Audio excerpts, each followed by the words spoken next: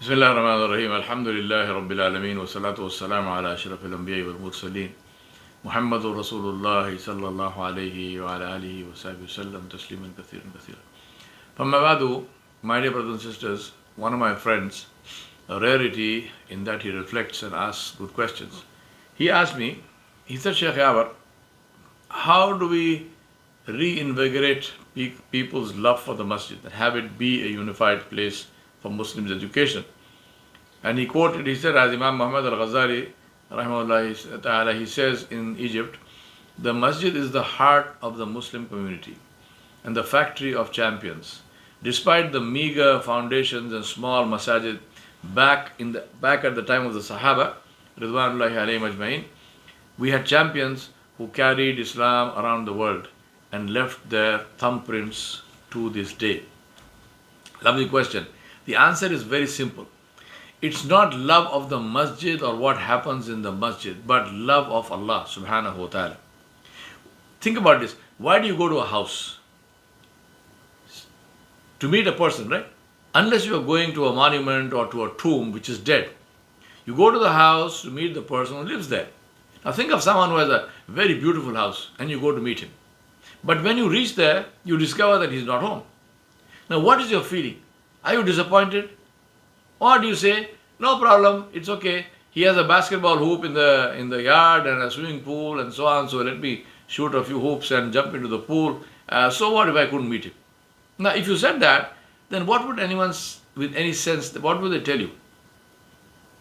And that is why Allah subhanahu wa ta'ala ordered us, فَلْيَعْبُدُوا رَبَّ هَذَا الْبَيْتِ.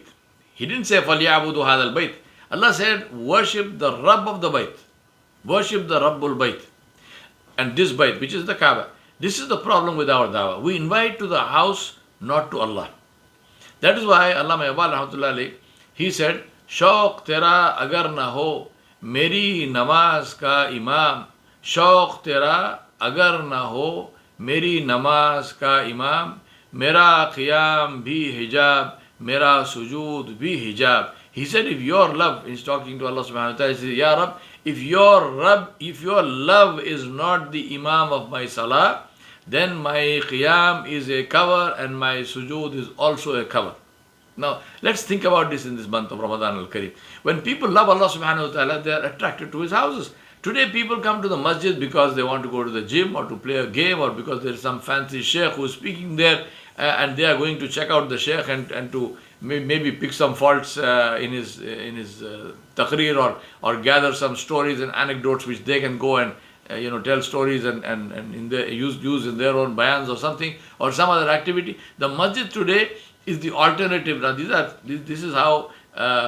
the words people tell me. The masjid today is the alternative to MGM or a disco or a frat party. We even say this quite shamelessly. Let them come to the masjid at least instead of going to the disco or the bar. Now imagine the comparison. That's why we must create something in the masjid that is a halal version of the disco to attract people. What kind of thing is this? What kind of a statement is that? What kind of thinking is that? That is why when a lecture is detailed, a little bit longer, people get tired of listening and they want to shorten it. But have you ever heard of anyone who wanted World Cup football or Super Bowl or NBA or something to be restricted to just 10 minutes? But we hear that all the time for every khatira or bayan. If we loved Allah subhanahu wa ta'ala, we would realize that we are being rewarded for every second of our presence in the talk. Those hasanat will be on our scales on the day of judgment, where one single hasana could mean the difference between Jannah and Jahannam.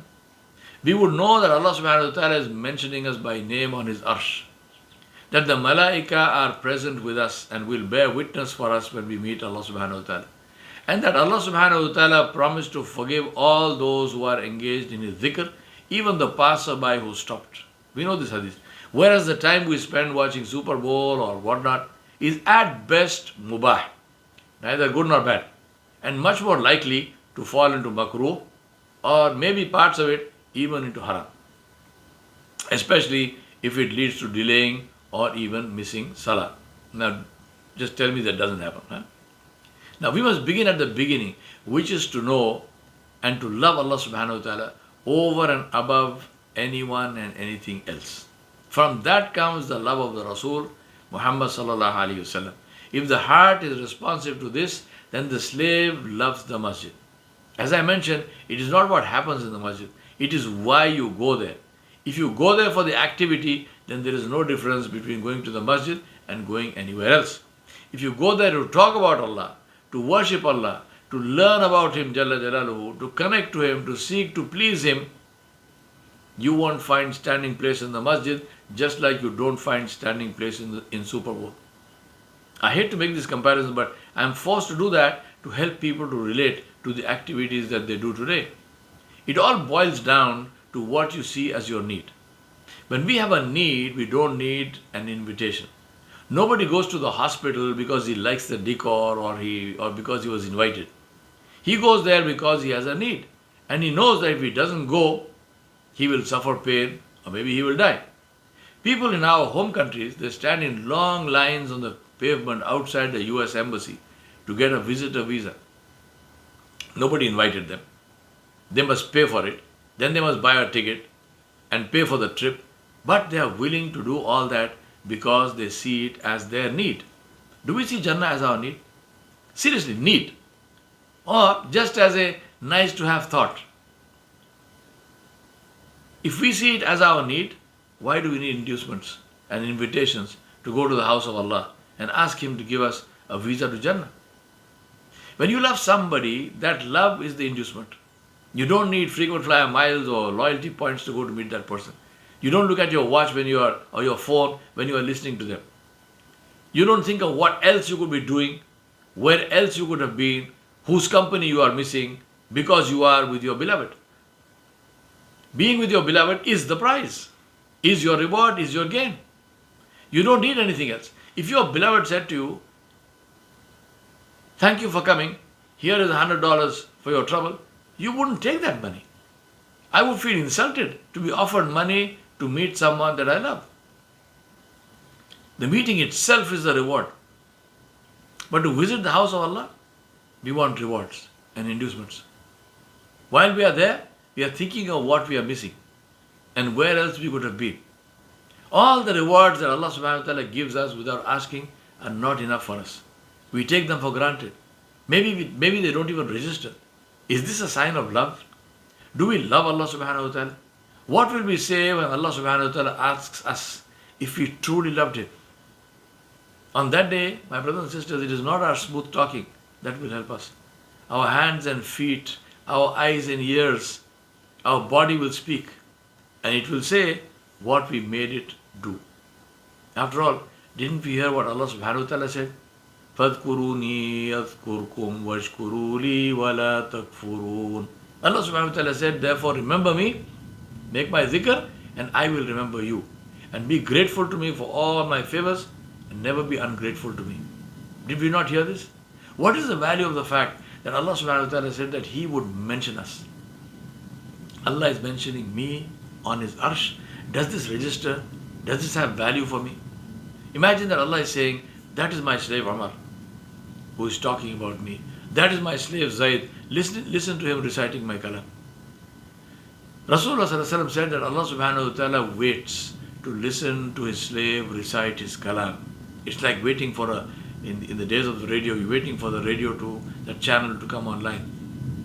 And when the slave comes online, Allah subhanahu wa ta'ala draws the attention of his muqarrabeen, the malaika who are close to Allah subhanahu wa ta'ala, to the voice of His slave and mentions that slave by name. Do we believe that? Do we believe what Rasulullah told us? Have we not heard the hadith about the gatherings for the zikr of Allah subhanahu wa ta'ala? In the hadith in Musnad Imam Ahmad, Anas bin Malik radhiyallahu anhu reported that Rasulullah said, no people gather to remember Allah subhanahu wa ta'ala, only desiring by their gathering His countenance, except that it will be announced for them in the heavens. Stand forgiven. Your bad deeds have been replaced with good deeds.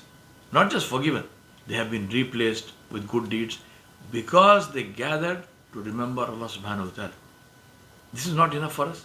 Abu Hurairah radhiyallahu anhu reported that Rasulullah said, no people gather to remember Allah, but that the angels surround them, cover them with mercy, send tranquility upon them, and mention them to Allah subhanahu wa ta'ala among those near to him. And this is in Sahih Muslim. I ask myself if I am aware of this when I am in such a gathering. And if I am, then how can I get tired of being there? Am I aware or am I not aware? How can I want it to be shortened? How can I leave except with a genuine sense of loss and tears in my eyes? All of us know the answers to these questions. I don't ask them to get answers, but to remind myself of what my focus should be. Remember, no matter how good a shot you may be, you will only hit what you aim at. You can't aim at something in front of you and expect to hit something behind you. And that is why we have the first hadith in Bukhari and Muslim on the authority of Amirul Mumineen, Abu Hafs Umar ibn al-Khattab radiallahu anhu, who said, I heard Rasulullah sallallahu alaihi wasallam saying, actions are according to intentions, and everyone will get what he intended. Whoever migrates for Allah and His Messenger sallallahu alaihi wasallam, the migration will be for the sake of Allah and His Messenger. And whoever migrates for worldly gain or to marry a woman, then his migration will be for the sake of what he migrated for. Right? Innamal a'malu binniyat. We know this hadith. Niyyah is not the only thing. Niyyah is everything. Without the right niyyah, the action is wasted and may even be harmful. The root cause of all this is that we have lost the plot with respect to knowing Allah subhanahu wa ta'ala, of getting close to Him, of building a relationship with Him. Who is Allah? Who is Allah? Think about this. There is a little bird called the black-capped chickadee. It is the state bird of Massachusetts. It is smaller than a sparrow. It's a resident bird, which means that it doesn't migrate. It doesn't migrate south in the winter and lives through our brutal winters with temperatures sometimes 20 below. As I am writing this khutbah, it is snowing, and it's the second day with temperatures of 10 to 13 below. And as I look out my window, what do I see? A black-capped chickadee taking a single seed of black oil sunflower from the feeder and flying off to eat it. Why only one seed? That's all she can hold in her beak. She flies at full speed, breaks in flight to land perfectly and gracefully like a snowflake on the feeding bar.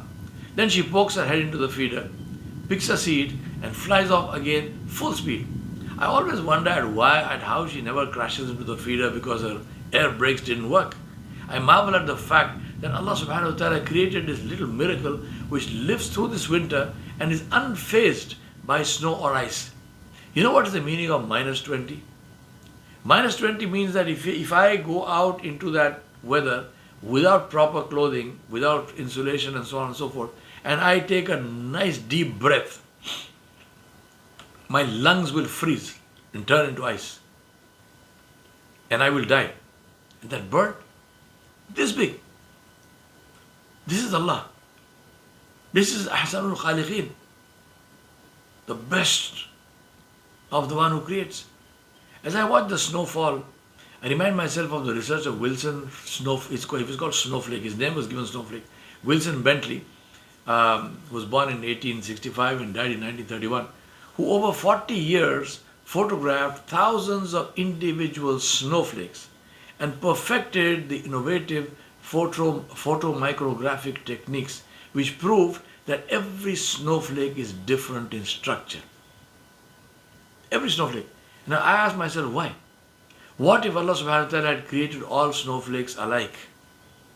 Like an extrusion process where everything is exactly the same. We don't know anyway. How many of us are looking at individual snowflakes and photographing them? If Wilson Bentley had not done this amazing piece of research, who would have known that the texture of every snowflake is different? Likewise, why the variety in sunsets and sunrises?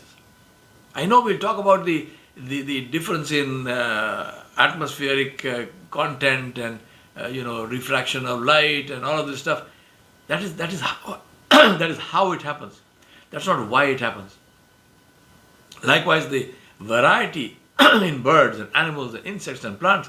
Why the variety in people? Their colors, their temperaments, their talents, including their ability to irritate others. Why the variety in our emotions and thoughts and actions?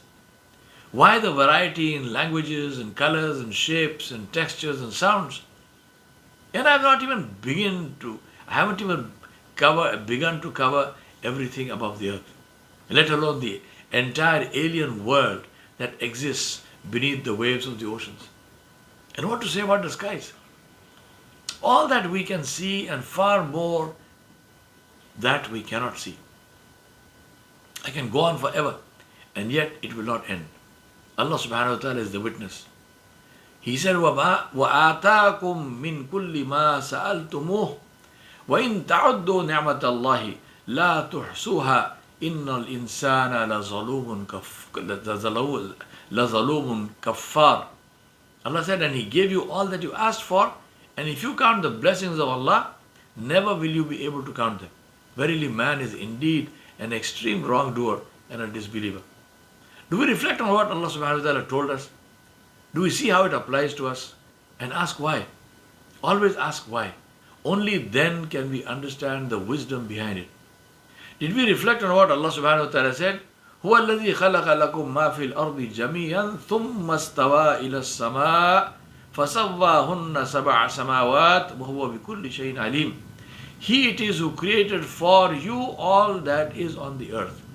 Then He made istiwa towards the heaven and made them 7 heavens. And He is the all-knower of everything. Just think about that. Think about this ayah. Allah says He is the one who created for you all that is on the earth. Why? Ya Rab, why? For me? Why for me? We all know the answer. So that we can recognize Him and thank Him and worship Him. So that we can obey Him and follow the beautiful sunnah of His Nabi sallallahu alayhi wasallam. So that with this understanding we can illuminate our hearts with the noor of His glory and majesty and drive out all the shadows and darkness of doubt, the darkness of anxiety and depression and fear and apprehension, so that we can love Him and thank Him as it is His right to be loved and thanked. But do we do that? Do we do these things? That is what we must revive in our minds and hearts and lives, to reflect. That is the most important habit to inculcate. We owe it to ourselves to take time out simply to reflect, to sit without disturbance or distraction and reflect on the glory and magnificence of Allah subhanahu wa ta'ala, to read His book and marvel at His words, not just translation. There's a huge mistaken idea that translation and meaning are the same thing. It's not the same thing, not by a long shot. Translation is translation, it's just the same word in another language. Meaning is, what does it mean to me deep down in my soul? What am I willing to pay for it? To look around at His creation and remind ourselves that He told us that He created this for us. How thankful should we be for that? How thankful should we be for that? And to remind ourselves that no matter what, one day we must leave it all to meet Him. It is up to us how we want that day to be. We must create the circumstances for His mercy and seek His forgiveness. I ask Allah subhanahu wa ta'ala to enable us to do the deeds that will make that day the best day of our lives. My brothers and sisters, seriously let us reflect on this love for Allah subhanahu wa ta'ala Jalla Jalaluhu that is so missing in our lives. That's why I want to end with this. One of my favorite hadiths, Sayyidina Anas bin Malik radiallahu anhu relates that Rasulullah sallallahu alaihi wasallam once passed by a Bedouin who was making the following dua in his salah. And I translate, he said, "O the one whom eyes cannot see, who cannot be imagined, who is beyond description, who is unaffected by happenings, who cannot be overwhelmed by the twists and turns of time, who knows the weight of the mountains, the volume of the oceans, the number of falling raindrops, the number of leaves on the trees, and everything upon which night darkens and upon which the day brightens. No sky can hide another from him. No surface of the earth can hide another from him. No ocean can hide anything within its depths from him, and no mountain can conceal from him anything within its rocks. Make the last part of my life the best. Make the best of my deeds the last, and make my best day be the one when I meet you.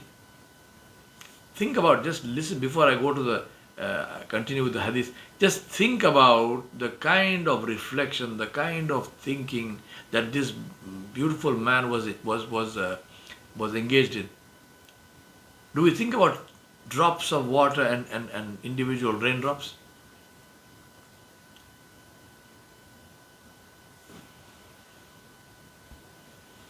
Last week I was at Baypath University in Longmeadow, and I said to them, Longmeadow, where we are now, has a land area of 9.7, say 10 square miles.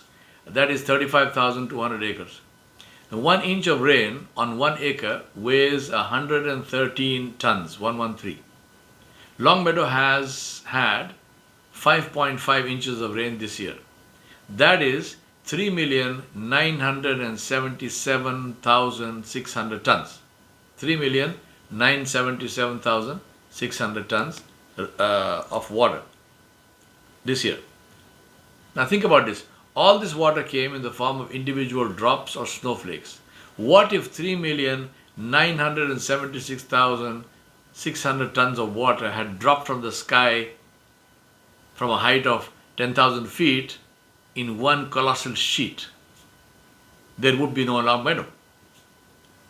How therefore should we thank Allah subhanahu wa ta'ala, who not only sends what we need, but sends it in a way that reflects His love and mercy.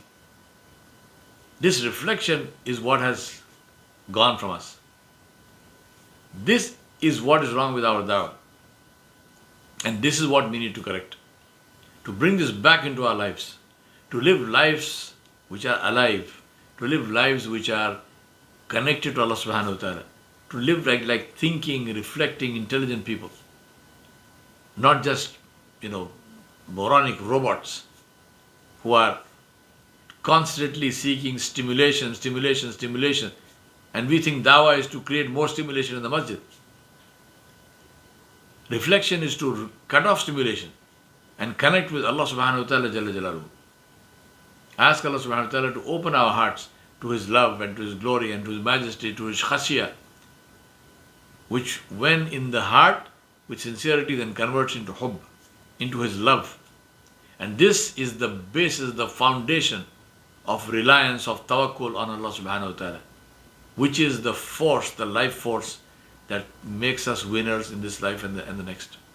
ربنا ظلمنا أنفسنا وإن لم تغفر لنا وترحمنا لنكونن من الخاسرين ربنا آتنا في الدنيا حسنة وفي الآخرة حسنة وقنا عذاب النار وصلى الله على نبي الكريم وآله وصحبه أجمعين برحمتك يا أرحم الراحمين.